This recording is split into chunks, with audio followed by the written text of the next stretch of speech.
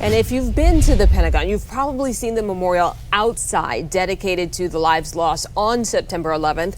But there's another one. It's inside the Pentagon. There's a private memorial that you might not even know about. And recently I was granted access so that we could show you how our military remembers and honors the victims of 9/11. In Washington, the Pentagon, that symbol of American war power, had been turned into a battleground. And among the missing was the Secretary of Defense. He disappeared.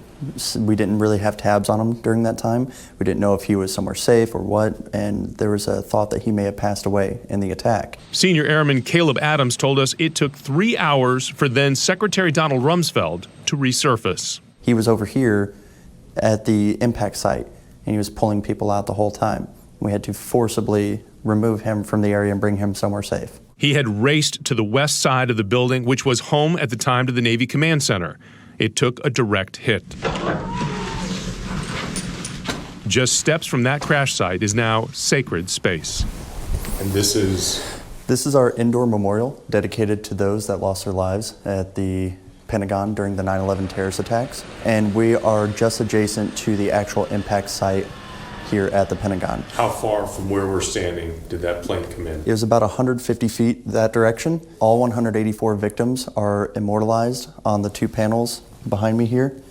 The 59 on board the aircraft and the 125 that were working inside the building. The brushed metal walls were designed to resemble the skin of the American Airlines plane. A book with stories of each victim is at the center of the memorial. The Purple Heart and its civilian counterpart, the Defense of Freedom Medal, adorn the walls. In the Pentagon, along the halls and the walls, you'll find a lot of symbolism for 9/11. But there's one room in particular that most people will never see. And in fact, if you didn't know it was here, you'd pass right by. But this has a lot of meaning. This is the Navy Reflection Room. Inside, a quiet tribute to the Navy personnel who perished. No branch of service lost more people on 9/11. The patches and badges left in their honor pile at the base of the marble slab and are never touched and never moved. 20 years later, Airman Adams told us that the Pentagon is determined to never forget. The quote I like to give to folks that come in here is that we all die twice. We die once when we breathe our last breath, and again, the last time anyone speaks our name.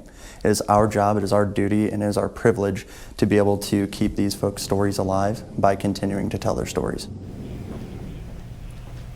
Now, 7 News on Your Side has been covering the lead up to Saturday's anniversary. You can read all about our 9/11 coverage on our website at WJLA.com, including checking out some of our other stories ahead of Saturday, including a closer look at the flags commemorating 9/11 in Roslyn. They're all over the place. We also hope you'll join us this Saturday at 5:30 over on WJLA 24/7 News for our special 9/11 20 years later, the loss, the lessons, and our strength. And if you miss it, it airs again Sunday night at 5 o'clock right here on 7 News.